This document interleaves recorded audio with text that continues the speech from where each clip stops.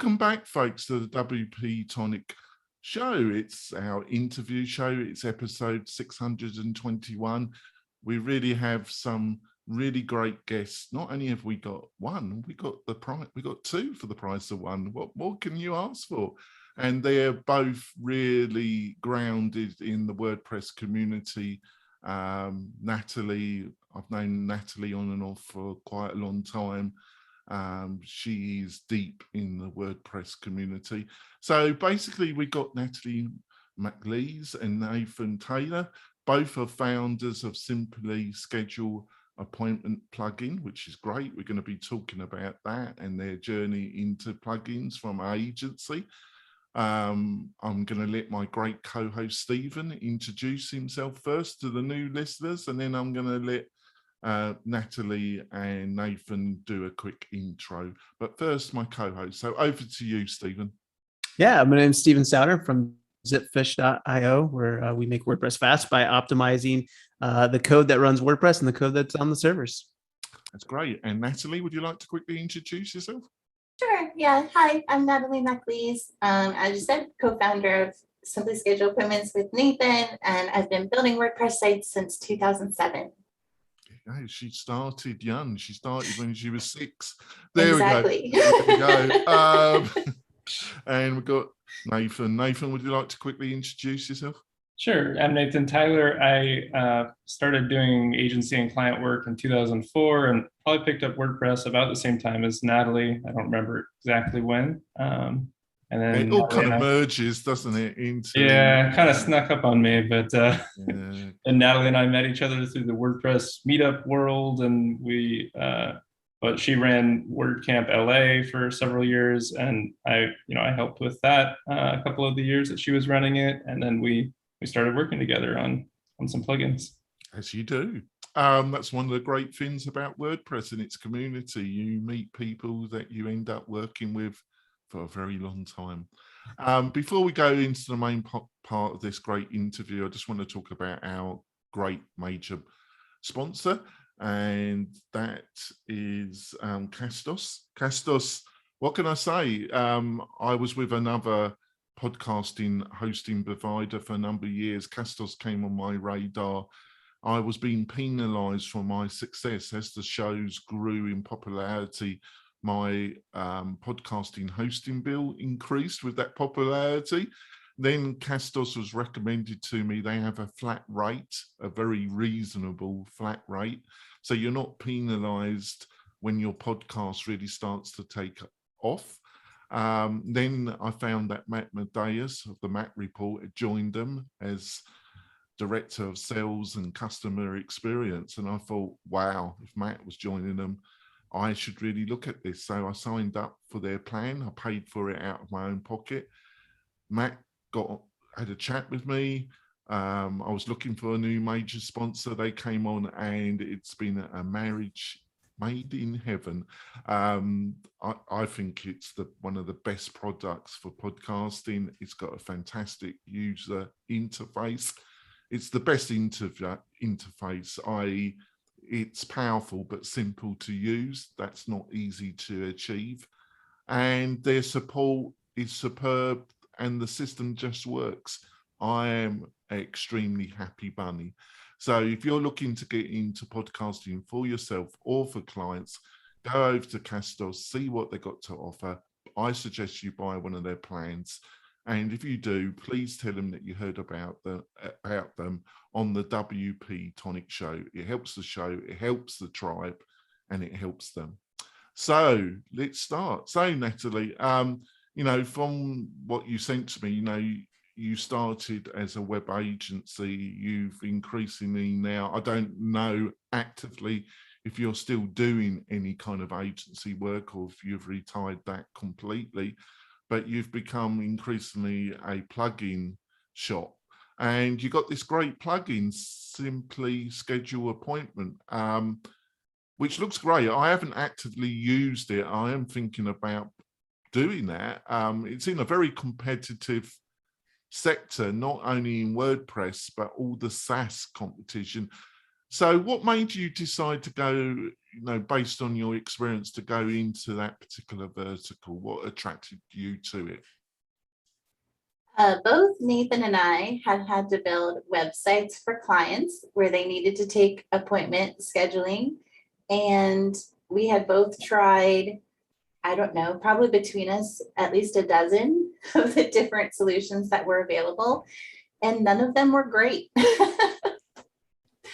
They were all pretty lacking, hard to customize, not very fun to work with. So we thought we could do better. Yeah, those were the WordPress solutions. I think we both had just ended up using Calendly, because Calendly is a pretty good product, and there's Calendly, Acuity, the heavy funded SaaS solutions out there are very feature rich, but like it was a little clunky. Like we drop it into WordPress and it had the scroll bars and the styling didn't match, and then we'd be doing like a website, like a LMS site, and student would log in, and then when they went to book a appointment, like they had to enter their name and email again, and it's like, you're logged into WordPress, we should know who you are. So yeah, I think we really looked early on to like Calendly as inspiration. We like want it to be as elegant and clean and simple as that, but in WordPress. We just weren't happy with the WordPress solutions that were there. Over to you, Stephen. That's cool that like either you saw that need and you were able to dive in there. How long has that plugin been around?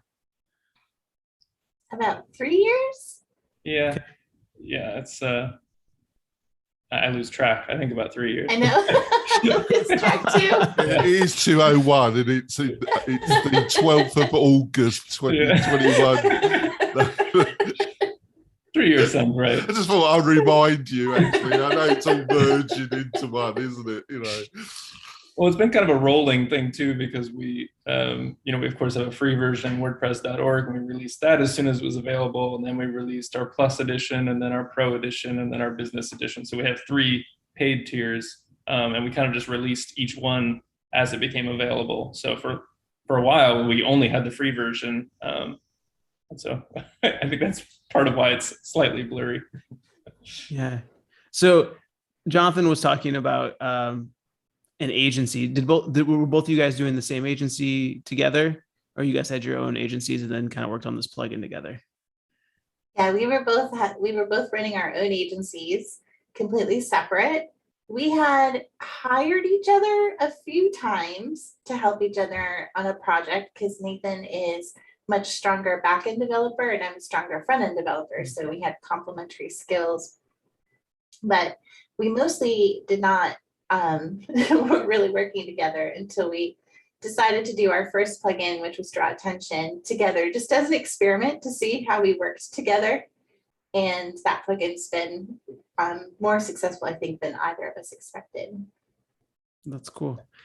How was it scary to make like that step into going from agency client sort of work into choosing to build a plugin? I mean, Nathan, you've been doing plugins for a little while, right? Before that, were you doing plugins too before that too, Natalie? No, Draw Attention was my first one with Nathan.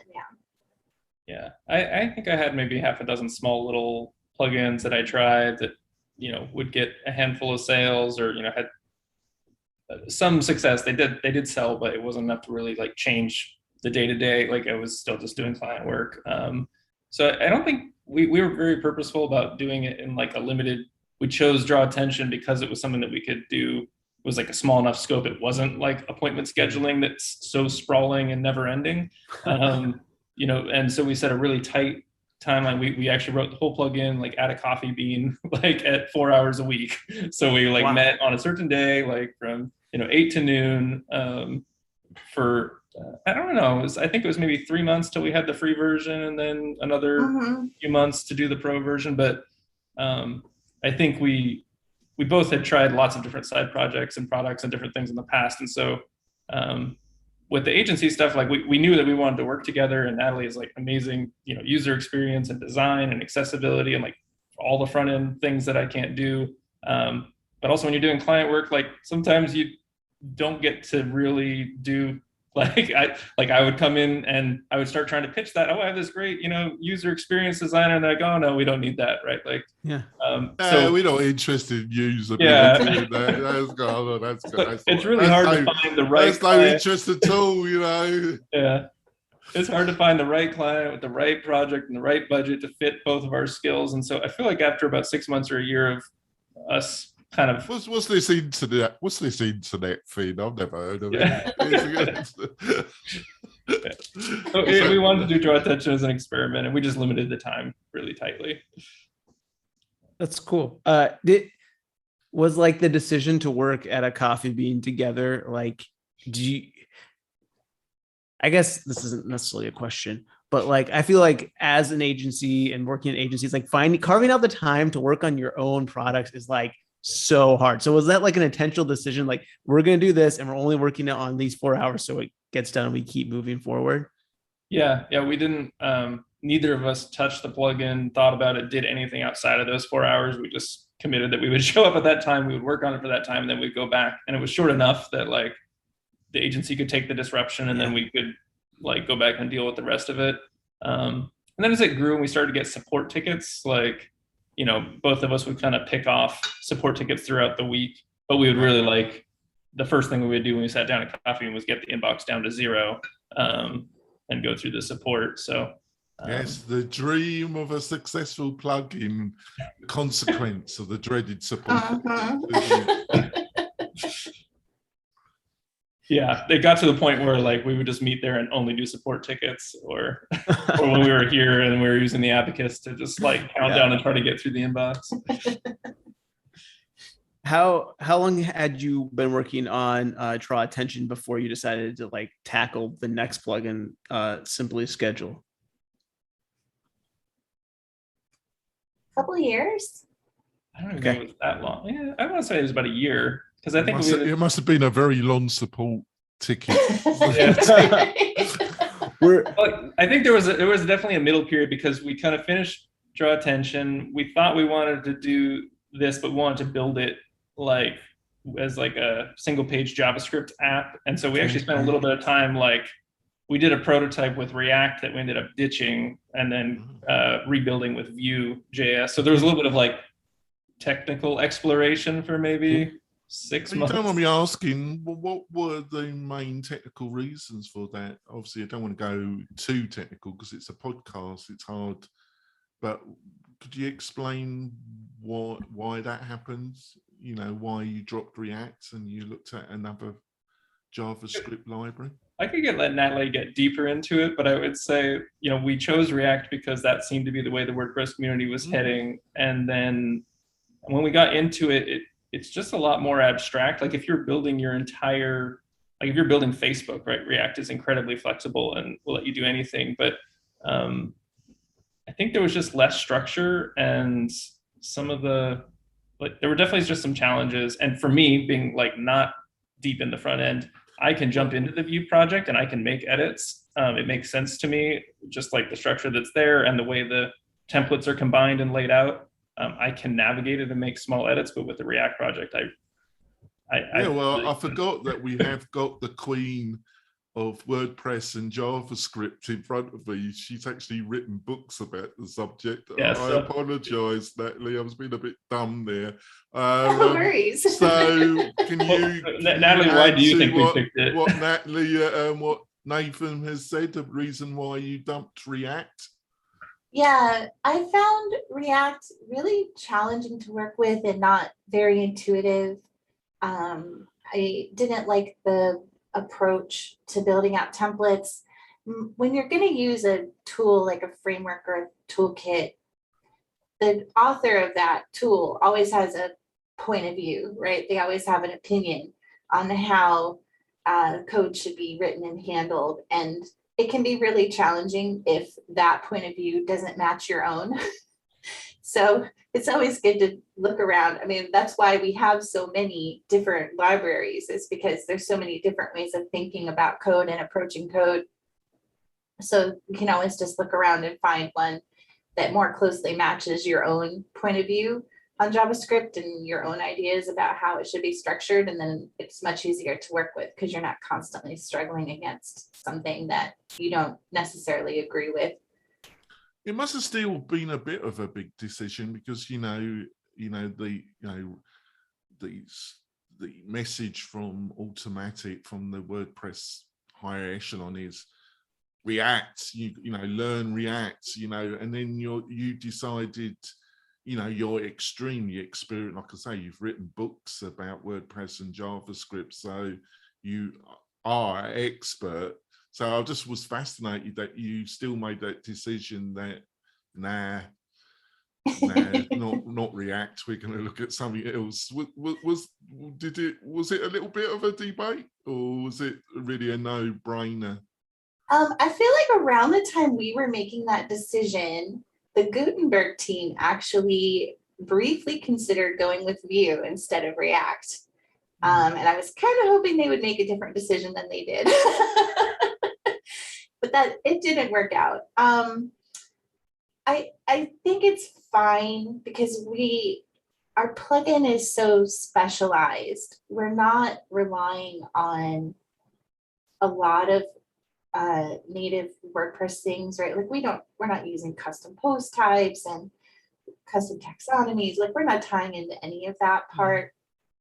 And Nathan is like written this very clever way of handling all the classes and the database tables and all of that. So if we need to at some point, we could lift Simba Schedule out of WordPress and it could run on something else because of the way we've written it. So I don't feel like it's a detrimental decision that we've made to run on Vue instead of React because our plugin is pretty independent from WordPress core. Oh yeah, I totally understand. And maybe in our bonus content, I would like to delve into that particular area of React and your views around it. I think we're going to go for our break. When we come back, I'm really interested in asking Natalie and Nathan about how they view competition, the internal WordPress, and then all the external, and which one is the most important on their radar in a way. So we'll be coming back and we'll be delving in with two true experts in the space of WordPress in a few moments, folks. See you soon. We're coming back. You've listened to Uncle Spencer talking about launch flow.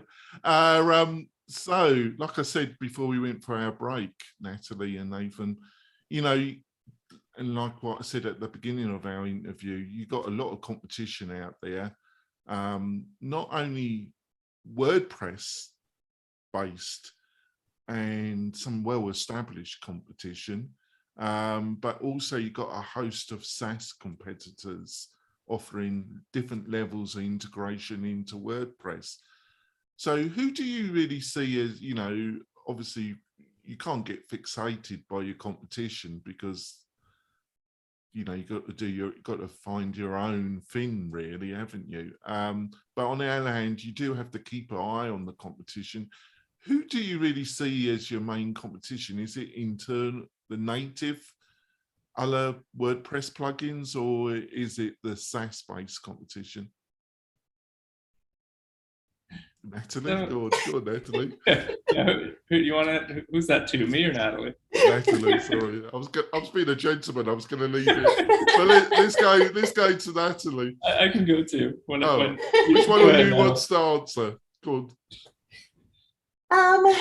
Yeah, that's a good question. I think early on, we definitely saw Calendly and made sure that we had some integrations into WordPress where if you've got somebody who's logged into your WordPress account because they're a member or a subscriber or whatever, and they go to book an appointment, it'll pull their information from their user profile and fill it in so they don't have to retype their name and email address and things like that.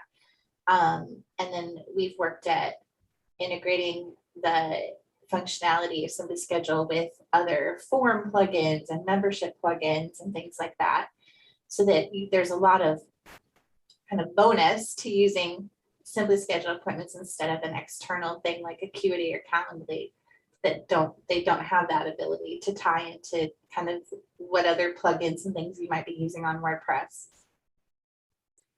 And then as far as like other plugins, I feel like ours is just so different from most of the other options out there. I don't know, Nathan, what do you think? Do you think all of the other appointment scheduling plugins are our competition? No, I mean, I think when we started, like, I think we were attracted to this market because of the competition, because it by definition means that it's a big market. I mean, both of us have done different projects, side things that we've tried to launch where they're very novel and clever, but you have to, nobody is searching for them, and you have to explain them to people, and their eyes glaze over and they stop paying attention. Like, this is beautiful how simple it is. Like, it's Calendly, but all in WordPress. Like, you can say it in 5 seconds, everybody understands what it is. People are searching for it every day.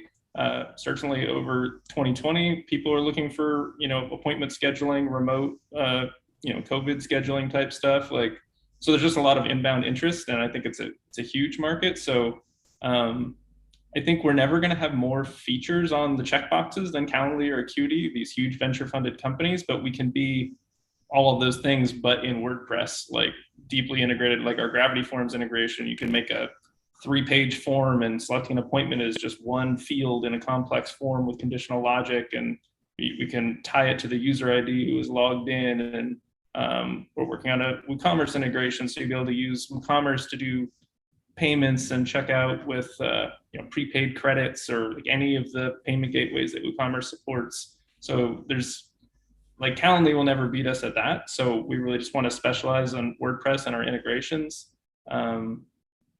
And so I think the competition is not that important because it's just such a big market. Like, and if we can be the best, most integrated solution for WordPress, then like we'll be just fine. we're not going to beat Calendly by any metric, but it will be fine for us.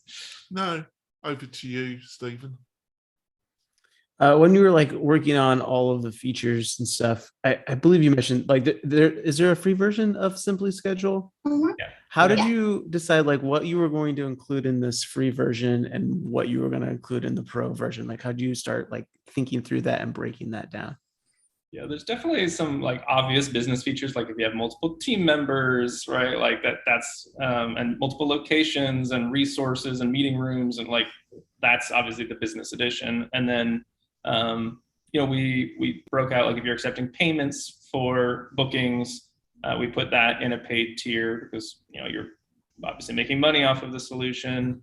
And then there's kind of a third tier of things where, like, if we're ever like on the fence about where we put a certain feature, we decide if it's going to generate support, and if it will generate lots of support, then we put it in a paid tier, because we want, just how the WordPress ecosystem works. Like the vast majority, like 90+% of your customers are on the free version. And we want to give it first-class support. We don't want to just ignore the forum or not support those users or say pay to get support. But that means we just have to limit the scope. Like, if there's some complex setup that always generates support issues, then we just put that into a paid tier. So that's kind of how we begin to break it down. But it's very tricky. It's one of the unique factors of building a business, a plugin business in the WordPress ecosystem, which SaaS companies, but I suppose they do. I was thinking they didn't, but they do, don't they? Because a lot of them do have a free product. It's this balance about what you offer in the free product and so it's not crippled, and what you offer in the paid versions and if you don't get that, if you're too generous on the free, they won't pay for the paid version. And if you cripple it, there's practically no point. It's actually damaging your business in a way. So was there a lot of a learning exercise and little changes you had to make between the free and the paid versions? I think we mapped it out pretty early on, and I think we've mostly stuck to that, right, Natalie? Yeah, I think we have. I know in Draw Attention, I think there's a couple features that we migrated down from the pro version to the free. because we saw they weren't generating a lot of support. But for Simply Schedule, I don't think we've made any of those adjustments yet. Yeah. Oh, over to you, Stephen. So then how did you figure out, like, the next step, right, after you kind of figure out those delineations and stuff, is pricing? Like, what are you going to start pricing your tiers at and your plan? Did you like look towards like some of the SaaS companies that were doing it, or were you looking at more at your plugin? I don't know, we were kind of talking about competition, whether it's really competition or not, but other plugins that are doing similar things and how they're breaking their pricing down, or where did you start to try to figure out that number? I think we maybe set a baseline based on Calendly's. I think they were charging $8 a user per month, which was like 96. So we made our 99 plan. Like, it's pretty competitive. It syncs to Google Calendar. It does basic stuff that a single person would want to do with their scheduling. I think that's where we kind of began. And then, we made our other tiers. We've made a few adjustments to it, but it feels about right now. So our tiers are 99, 199, and 299 currently. What was your? So I was just going to ask. So like, once you figure out that pricing and kind of the feature set and stuff, do you like? I think like something else that always is in the back of my head is like, how do you go about launching a plugin? Now, you already had plugins that you had launched before. So like, was there anything that different that you have done, or things that you've learned from launching multiple plugins, or what you've seen? Like, how do you start going down that path and thinking about how you're going to get this product out there and get people excited and talking about it and signed up for it? For Simply Schedule appointments, we actually did a crowdfunding campaign very early before there was anything to release, to get some support from the community and to make sure that we could pay our rent and eat while we were building it, because it was a lot of work. How did that go? Like getting a campaign together, was that successful? It was reasonably successful. Well, not wildly successful, but it was enough for us to justify working on the plugin and to give us some funding early on. We got some good support from people in the WordPress community. I think you brought up a really interesting thing there, Natalie. What I hope is, seems to be happening is there's, like with the bootstrap startup Tiny Seed, and there seems to be more funds, more individuals entering the WordPress ecosystem. Obviously, they seek equity in your business. But there does seem to be more ways of getting funding. It's still a long way to go, isn't there, to kind of get some initial seed investment, isn't there? What's your feelings around that? Yeah, with our plugin like Draw Attention, it was simple enough that in a few months, working 4 hours a week, we were able to get it out the door. So it wasn't a big deal for us to kind of set aside the time and take that risk of building the plugin and not knowing when we were done if people would be interested in purchasing it. But with Simply Schedule appointments, it's such a larger plugin, so much more complex. It's so much more time, and it just orders of magnitude more time invested on both our sides to build something like that. And I think it's really needed. I think a nice appointment scheduling solution is really needed in the WordPress community, but it is really challenging to make the time to do something that large and complex as a side project with no income coming in until you can get it finished enough that people will be willing to pay for it. Yeah, it definitely needs improving, but it is what it is at the present moment. We're going to wrap up the podcast part of the show. Natalie and Nathan have agreed to stay on for bonus content. I'll be asking Natalie about some of her views around React and some of the other libraries, because like I say, she is the queen of JavaScript and WordPress, and I'll be asking Nathan and Natalie what their feelings around Gutenberg and how it's affected their own business. So, and also Stephen will have some better questions as well than mine, which is normally what happens. Natalie,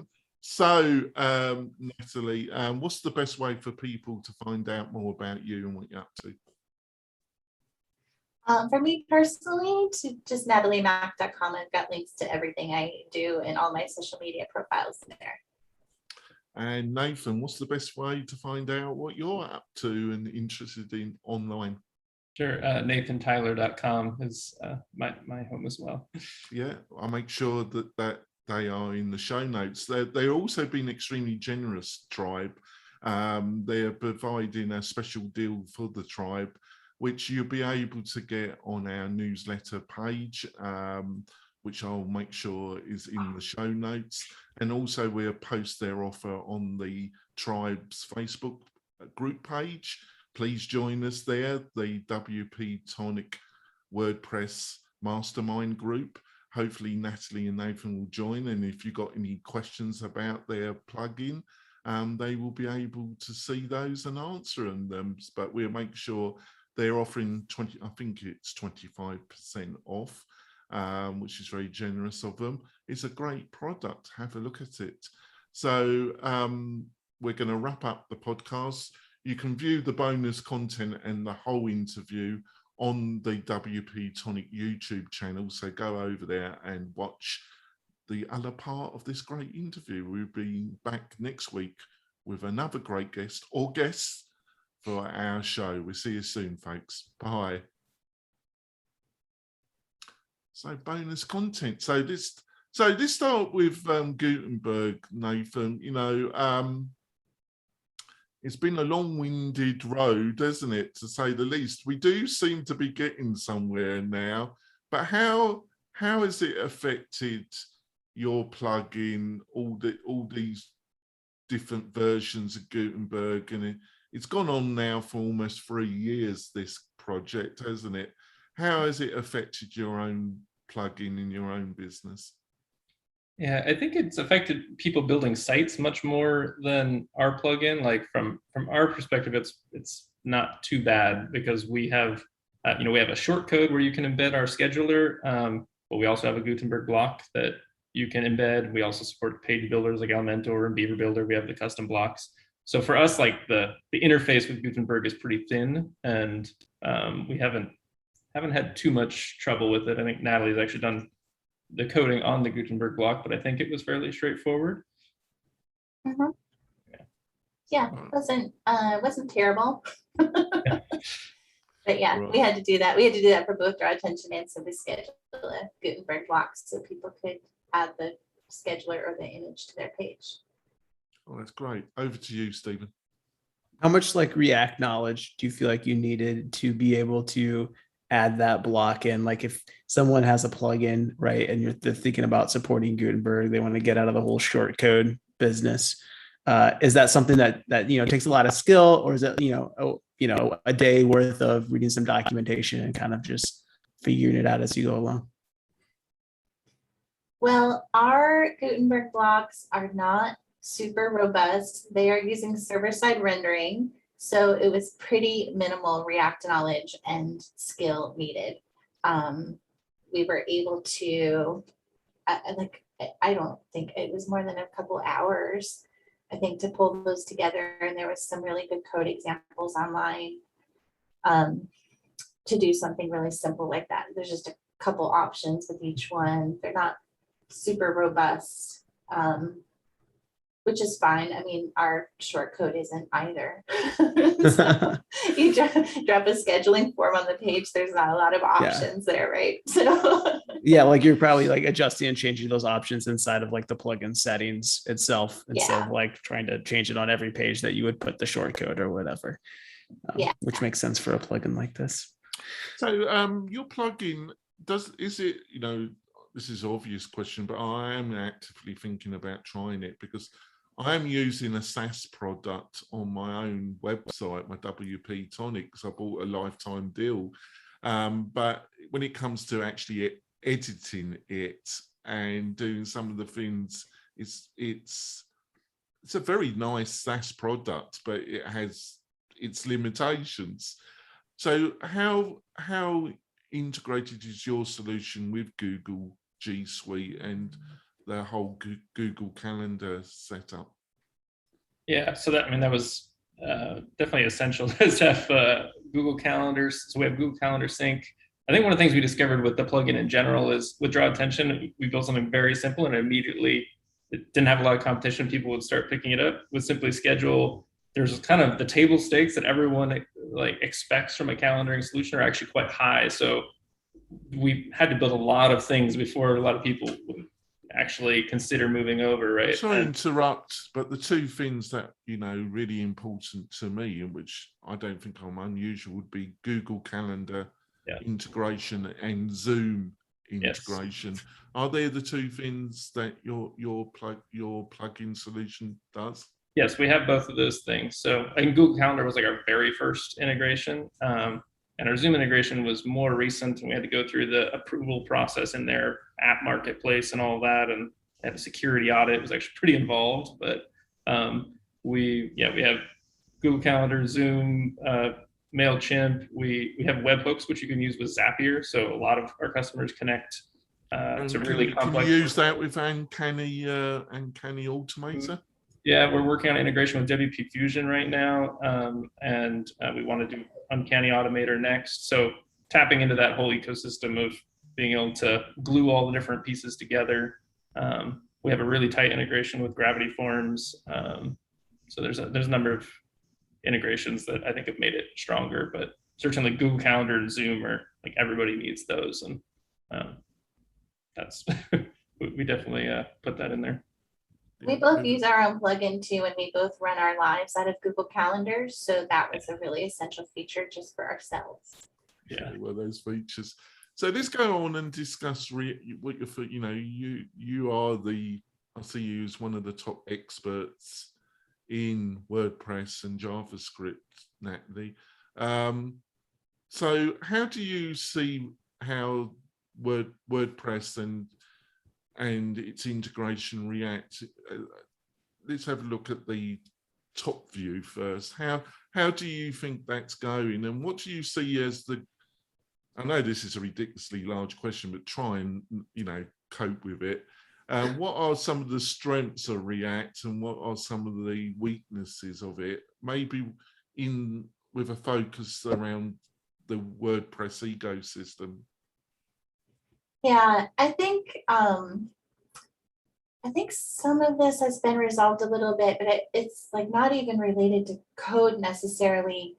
That the two communities, the WordPress community and the React community, are quite different from each other. The WordPress community. You're so diplomatic, Natalie. Yeah.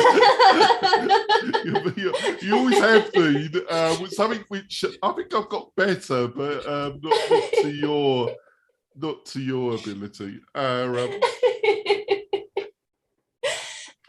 So I saw a lot of friction early on in kind of the clash of cultures between those two communities, where, you know, the mission of WordPress is to democratize publishing, and kind of the motto of the React community is move fast and break things, and those aren't necessarily compatible with one another. I know it's so, are they? Really, are they? It's totally incompatible, aren't they? So I think there was, you know, there was a lot of unfortunate overlooking of accessibility and inclusiveness at the beginning of the Gutenberg project, which is been somewhat addressed. There's still, I think, a ways to go to make sure that we are truly democratizing publishing with the Gutenberg editor. And I hope that the WordPress community has had influence on the React community and helped to make that community kind of more inclusive. I think the other big factor, I don't know if it was that, you know, where React came from, where its origins were, i.e. from Facebook. I think a lot of people had major problems with that, didn't they? I think Facebook kind of, in some ways, dealt with that by the license and that. What would you agree with that statement? What's your own views with that as well? Yeah, that was interesting. It was interesting that WordPress had enough influence to convince Facebook to change the license on React.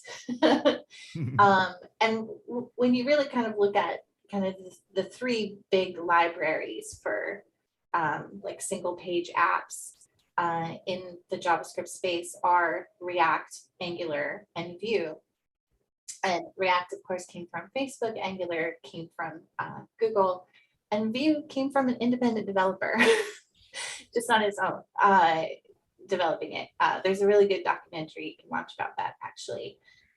So that's kind of another reason I really like using Vue, is kind of supporting an independent developer who made this huge effort and like built a product that can realistically compete with Google and Facebook. Well, you're not, my friend Moulton, my friend, you know Moulton. Martin. Mm-hmm. Yeah. He loves Vue as well. He's not the biggest fan of React either. So,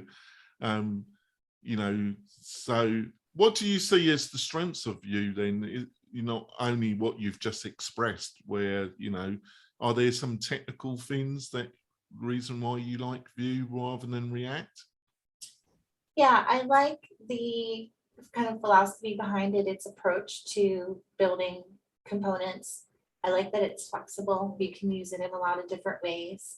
So there's a pretty low barrier of entry to Vue. You can build, and I have built a little Vue app as part of a page by just dropping the Vue library into a page, just like you would with jQuery. And you can build something out, and you don't have to mess around necessarily with all the build tools and compilers and transpilers. Well, this is one of the problems. Yeah. It's one of the problems of modern JavaScript, isn't it? All these syndrome, all these grunts. Yes. Then they always have ridiculous, in my opinion, it's just they always have ridiculous names, and imagine going in front of IT director and started talking about grunts and this and that. It'd go down well, wouldn't it? Go down great. Yeah. Yeah. So, and that's like for a new developer just trying to get into JavaScript, that's a huge barrier to try to get over and understand how to install NPM or Yarn or whatever you want to use, and then configure it and get it so that it's compiling your app. That's just, and none of that has anything to do with writing code. None of that is actual development work. So I like that Vue gives you that option. If you want to do anything super complex, it does work out better if you do kind of dive into those tools. But you get the chance to try out something relatively simple first, where you don't always get that option with some of the other libraries. So I like that about it. It has a great community behind it, which I think for any open source project, the community behind it is really where the value is, which we all know for WordPress, right? Like the amazing community behind WordPress. And I've got to be truthful, Angular, because it's Google, I don't know much, I'm not an active developer now in any shape or form, apart from dabbling on my own properties. I've got to be honest, anything to do with Google, because of their track record of dumping products and services, which is dismal to say the least. The only thing that they're consistently is Python, really. Their support has been consistent with that. But everything else, I really would shy. Personally, I would shy away from it if I was a developer, just because you're dealing with Google. Right. Do you think I'm being unfair there, Natalie, or do you think there's an element of truth there? No, I think that's true. They have proven for a very long time they are willing to walk away from anything and just drop it. In not a very nice way either. No. in a way that you feel warm and fuzzy towards them, do you? No, definitely not. And some big changes in the products that they do decide to keep too, that aren't always what you would want. Over to you, Stephen. I think both of you have like a really interesting perspective, because not only are you kind of on the agency side of the world, but you're also on the plugin side of the world. And I feel like most people end up, at least that I've talked to, are either like on the plugin side or they're on the agency side. or else, they're just doing their own thing and they have their one website that they're working on. But as you look at like the direction of WordPress, do you feel like there's a tension between you as a plugin developer and you as a WordPress agency? Or do you feel like there's not a tension at all? And like both, like the direction of WordPress is catering to both groups equally? I think my influence is growing on you, Stephen. Your questions are getting massive. Like, I think I'm having a bad influence on you, Stephen. I think, do you realise? Probably. Or like a simpler way to put the question is, what's your opinion about the way I think WordPress they've got to leave in about 5 minutes. And I think it could take them half hour to answer that question. You'll have a go, Natalie, or Dave. What about Nathan? You have a go at that, David. I think the direction of WordPress and page builders and Gutenberg puts more pressure on the agencies to continue to innovate. And I mean, that's been true.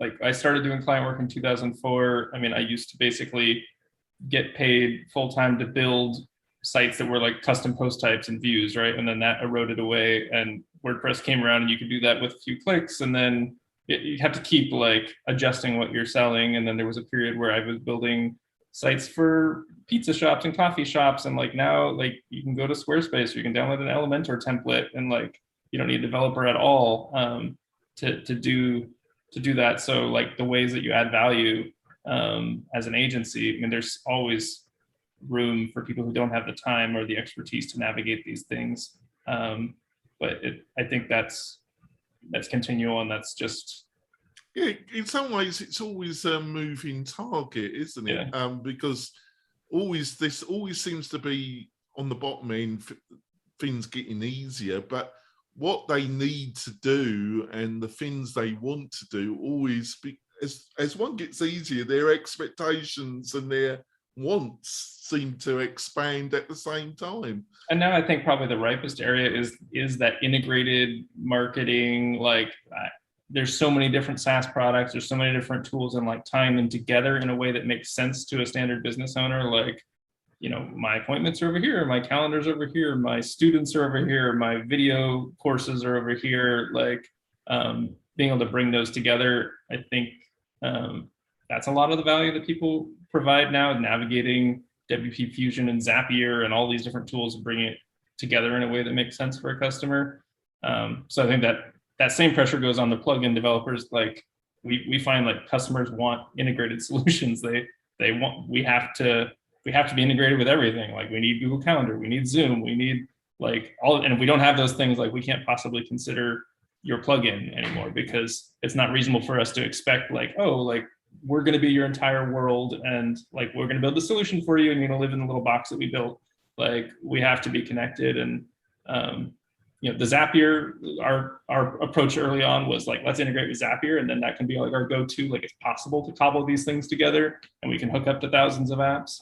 But there's definitely a tension there, because like people don't want to use simply schedule appointments to webhooks to Zapier to set up a Zoom meeting, right? They want a native Zoom integration. Well, I think also, just to wrap it up, I think over the past 18 months, we've seen some great plug-in solutions that answer like Uncanny Automator, because I know the Uncanny team and they're a quality code shop. You got WP Fusion from Jack. You know, Jack's I've worked with Jack on projects, and he's one of the best WordPress developers I've ever worked with, technically, and also his business sense. You know, he is a truly quality individual in many ways. He didn't pay me to say that. And you've got the thing, and you've had Fluent CRM and the team behind that, you know, which is exciting, because it was definitely something that was really missing, a good native CRM system, which is not to say that is a big project and a big thing to undertake is a slight understatement, isn't it? But they seem to be doing an excellent job, and they have the resources and the commitment to really do it. And I forgot who's the founder. He's been on the show and I've interviewed him, and he seems a great Jill. I think it's Jill. Just a great individual. So we have the prospect of really, you know, in WordPress being almost able to answer almost any problem, haven't we, Nathan? Yep, all right, he's agreed. They want to go. They've got another meeting to go to. They've been really generous with their time. We're going to call it a day now, and we'll see you next week where we have another great interview. We'll see you soon, folks. Bye.